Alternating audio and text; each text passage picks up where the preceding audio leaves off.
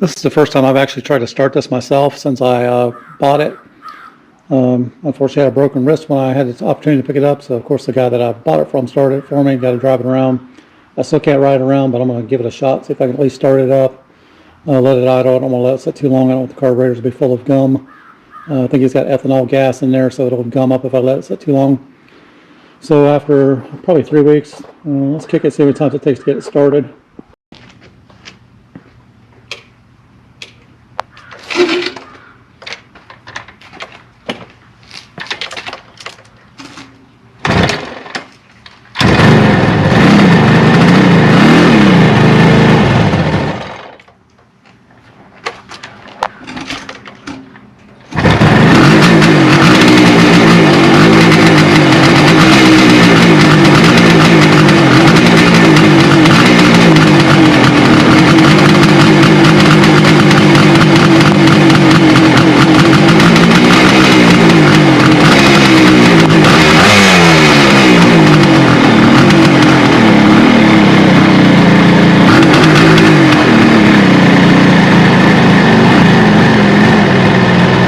Was about 3 weeks sitting still.